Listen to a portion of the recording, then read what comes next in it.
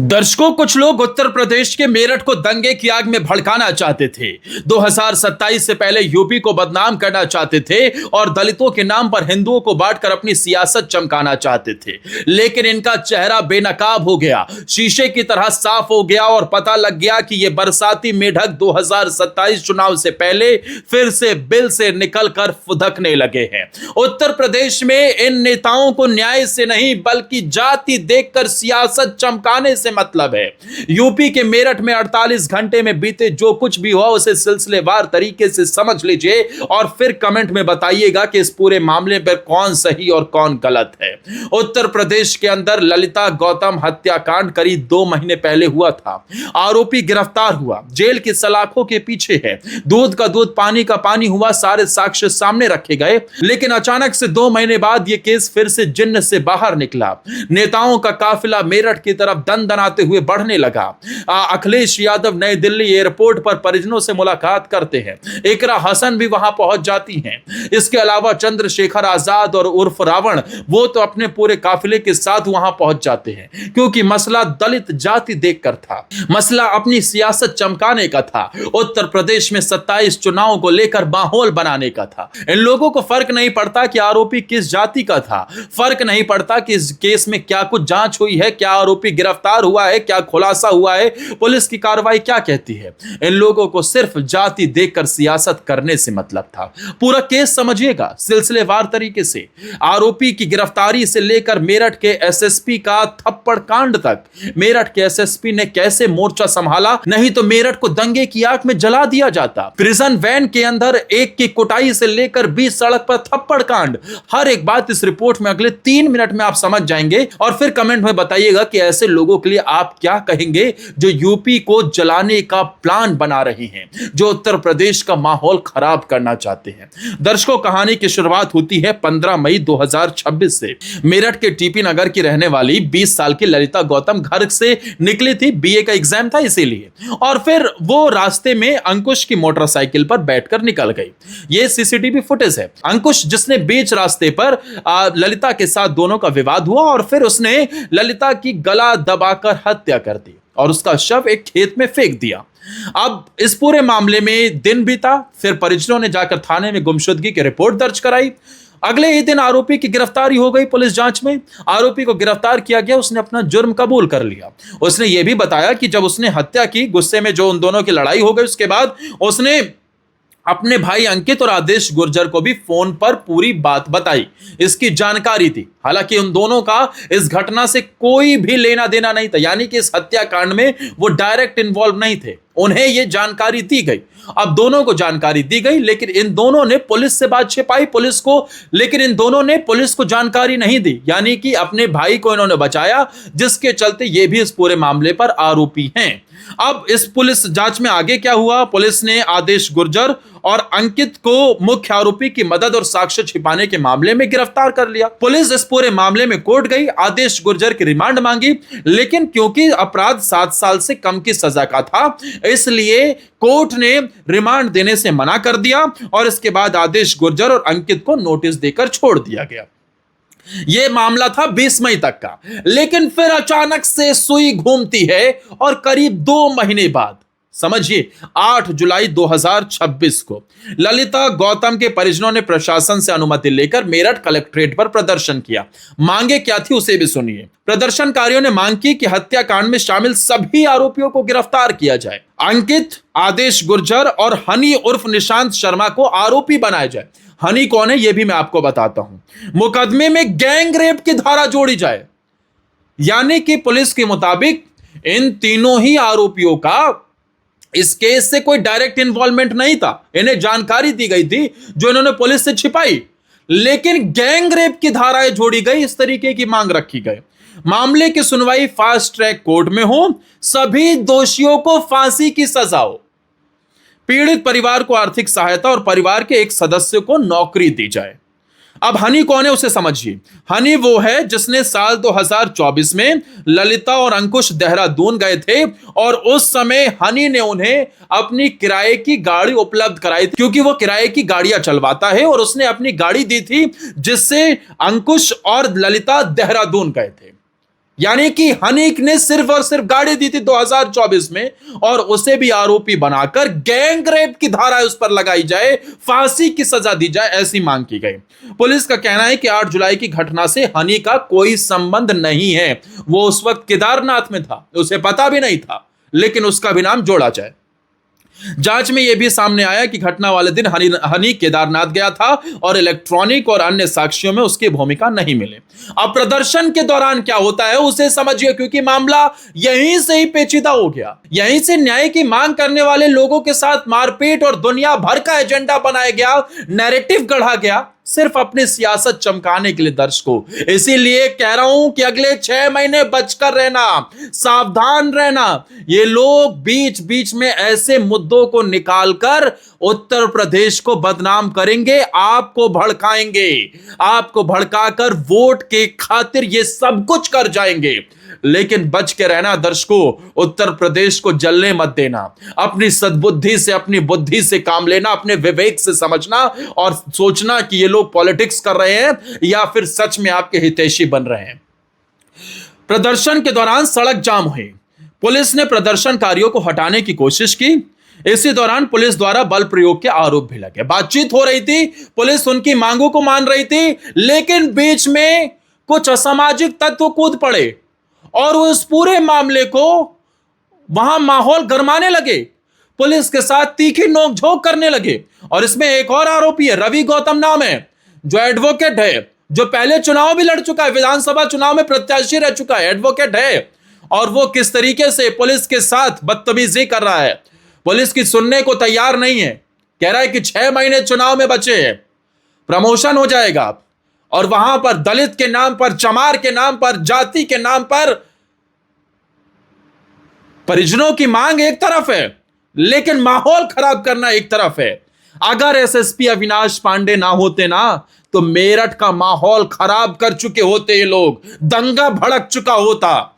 और लोग कह रहे हैं कि एसएसपी अविनाश पांडे ने क्यों थप्पड़ चलाया, क्यों प्रिजन वैन के अंदर कुटाई की है, इसी रवि गौतम को मारा है, रवि गौतम की पिटाई हुई है, क्यों हुई है उसे भी मैं आपको बताता हूं।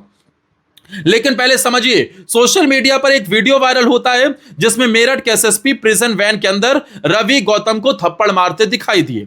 एक दूसरा वीडियो भी सामने आया जिसमें पुलिस के अनुसार रवि गौतम प्रिजन वैन के अंदर गमछे से फंदा लगाने की कोशिश करता दिखाई दिया। पुलिस का आरोप है कि सड़क जाम कराने और लोगों को उकसाने में दिग्विजय सिंह और रवि गौतम की भी सक्रिय भूमिका थी। पुलिस के अनुसार दिग्विजय सिंह के खिलाफ पहले से 9 आपराधिक मुकदमे और रवि गौतम के खिलाफ 4 मुकदमे दर्ज हैं। रवि गौतम, दिग्विजय सिंह समेत कुल 8 लोगों को इस पूरे मामले में गिरफ्तार किया गया है। ये लोग कुछ तो इसमें से बाहर ही से आए हैं, दिग्विजय सिंह वगैरह जो है ये वहां के नहीं है, बाहर से आए थे माहौल खराब करने के लिए। अरे जो खुद अपराधी है, जिसके खिलाफ पहले से ही केस दर्ज है, वो वहां चला है माहौल बिगाड़ने के लिए। ऐसे असामाजिक तत्वों की एंट्री हो गई थी। किसी भी मांग को रखने का एक उचित दायरा है, प्रदर्शन करने का तरीका है, लेकिन जब दंगा भड़काया जाएगा तो पुलिस हाथ पर हाथ धरे नहीं बैठेगी। अब समझिए क्या हो रहा था। ये जो रवि गौतम है, इसने वैन में चढ़ते समय एक थाना प्रभारी हरेंद्र कुमार को पेट में कोहनी मारी और उप निरीक्षक शुभम को गले से पकड़कर प्रिजन वैन में लड़ा दिया था। प्रिजन में वैन में बैठने के बाद भी प्रिजन वैन को अंदर से टक्कर मारता रहा और पुलिस कर्मियों से गाली गलौज करता रहा। क्यों भाई, तुम पुलिस वालों को मारोगे, तुम किसी को कोहनी मारोगे, किसी का सिर पकड़कर लड़ा दोगे, तो क्या तुम्हारी आरती उतारी जाएगी? अरे अखिलेश यादव, उत्तर प्रदेश की ये वो पुलिस नहीं है। जब मेरठ जोन के आईजी को आप उत्तर प्रदेश के सफाई महोत्सव में घुटनों पर बिठा देते थे, आईजी दे आशुतोष पांडे, उस समय मेरठ जोन के, वो नाम जो उत्तर प्रदेश में बड़े बड़े एनकाउंटर में शामिल, एनकाउंटर स्पेशलिस्ट के नाम से जाना जाता है। लेकिन मीटिंग के लिए अखिलेश यादव ने 2014 में आशुतोष पांडे को सफाई बुलाया था। महोत्सव चल रहा था, रंगारंग कार्यक्रम चल रहे थे, अखिलेश उसमें बिजी थे, तो मीटिंग कैसे ली उन्होंने, तस्वीर देख लीजिए। आशुतोष पांडे जमीन पर बैठे हैं घुटनों के बल, और भाई साहब मुख्यमंत्री हैं, सोफे पर बैठे हैं। ये थी पुलिस, ऐसे होती थी इज्जत। और अब पुलिस जब कार्रवाई कर रही है तो ये जाति के नाम पर बांटने चले हैं। इससे पहले कुछ उपद्रवियों द्वारा कलेक्ट्रेट के गेट के पास खड़ी महिला पुलिसकर्मियों से दुर्व्यवहार किया गया, गेट पर धक्का दिया गया और इसमें एक उप निरीक्षक शिखा यादव बेहोश होकर गिर गई। इन आरोपियों ने ऐसे हालात किए कि एक महिला उप निरीक्षक शिखा यादव, जात देख लीजिएगा, यादव है। क्यों अखिलेश, क्यों मौन है आप, क्यों नहीं खुली आपकी जुबान? एक उप निरीक्षक महिला शिखा यादव बेहोश होकर गिर गई। अपनी ड्यूटी कर रही थी भाई साहब वो, उन्हें जात धर्म से मतलब नहीं था। कलेक्ट्रेट के सामने की मेरठ शहर की रोड, मेन रोड लगभग 5 घंटे जाम रही। शहर ठप कर दिया गया और वहां से सारे कामकाज बंद हो गए कलेक्ट्रेट के। कई एम्बुलेंस गुजरती गई, कई हार्ट के पेशेंट थे, दिल के पेशेंट थे, सीरियस कंडीशन थी, उनकी वहां पर एम्बुलेंस नहीं निकल पाई। बीच सड़क पर लेट कर प्रदर्शन कर रहे थे और मांगे जो आरोपी इसमें इंक्लूड नहीं था उसे गैंगरेप में शामिल किया जाए। घटना के दिन जो केदारनाथ में था उसे फांसी की सजा दी जाए। उत्तर प्रदेश के मेरठ को 2 महीने पहले ललिता गौतम हत्याकांड के बाद पूरे प्लानिंग के साथ दंगे की आग में झुलसाने का प्लान था। एसएसपी अविनाश पांडे ने बचा लिया, नहीं तो ये लोग छोड़ते नहीं। आप लोग, जो लोग इसमें तरह तरह की बातें कर रहे हैं, उन्हें समझ लेना चाहिए कि अविनाश पांडे ने इस पूरे मामले में क्यों रवि गौतम के प्रिजन वैन में जाकर उसके साथ मारपीट की। और इसके बाद उन्होंने कहा भी, जो लोग मेरे विरोधी हैं या फिर जो लोग मेरे साथी हैं वो सब पेड़ लगाइए, शांति का संदेश दीजिए। प्रदर्शनकारियों के बीच भीड़ के नेतृत्व करने को लेकर ही बहसबाजी होने लगी। नेतागिरी करने आए थे ना, ये प्रदर्शन करने नहीं, सियासत चमकाने आए थे ना। चमार चमार के नारे लग रहे थे, जय चमार, जय भीम, जय चंद्रशेखर, न जाने कैसे कैसे नारे लग रहे थे। मांग कर रहे थे न्याय की और सियासत कर रहे थे 27 की। और फिर आप कहते हैं कि बेटी को न्याय नहीं मिला। कहा एसपी देहात ने कि ललिता अगर आपकी बहन है तो हमारी भी बिटिया है। न्याय के लिए हर संभव कदम उठाया गया और बाकी आगे भी जांच चल रही है। लेकिन इसका मतलब यह नहीं है कि आप पूरे शहर को दंगे की आग में भड़काना चाहेंगे और पुलिस हाथ पर हाथ धरे बैठी रहेगी। योगी ने पहले ही साफ कर दिया था कि उत्तर प्रदेश की पुलिस ऐसा नहीं होने देगी कि आप उसके ऊपर गोली चलाए और पुलिस गोली खाए। उसे हथियार इसलिए नहीं दिए गए, उसे वर्दी इसलिए नहीं दी गई कि आप जो मन चाहे वो करते रहिए, वर्दी का मजाक बनाइए और पुलिस वाले देख तमाशा खड़े रहें। इस पूरे मामले में इसीलिए कार्रवाई हुई। धरने में आए लोगों से बात की गई तो अधिकांश को मुद्दे ही नहीं बताते, उन्हें पता ही नहीं क्यों आए वो।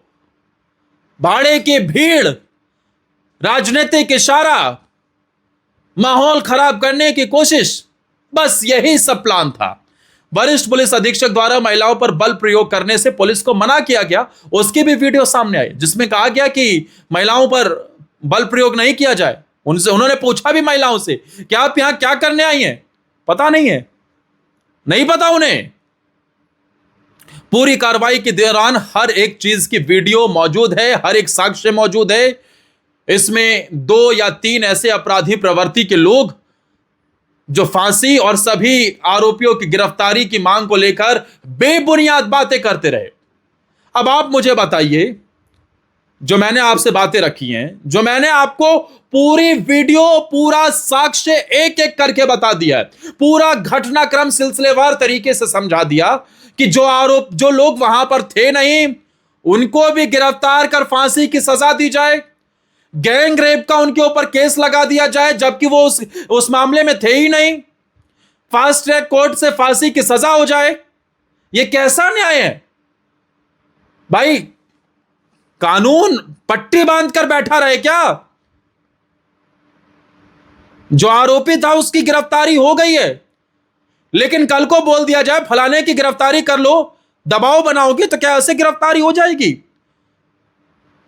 और इसीलिए पुलिस ने न्याय की बात की, लेकिन कुछ लोग राजनीतिक चश्मे से देखते हुए उत्तर प्रदेश का माहौल खराब करने चले थे। लेकिन यह योगी की पुलिस है, यह उत्तर प्रदेश है, यहां पर दंगा भड़काओगे तो उल्टा टांग दिए जाओगे। अब इस पूरे मामले पर आपका क्या कहना है, कमेंट सेक्शन में जरूर बताइएगा। क्या 2027 से पहले यूपी का माहौल खराब करने की कोशिश की गई? अपनी राय बताते इस वीडियो को ज्यादा से ज्यादा शेयर कीजिए।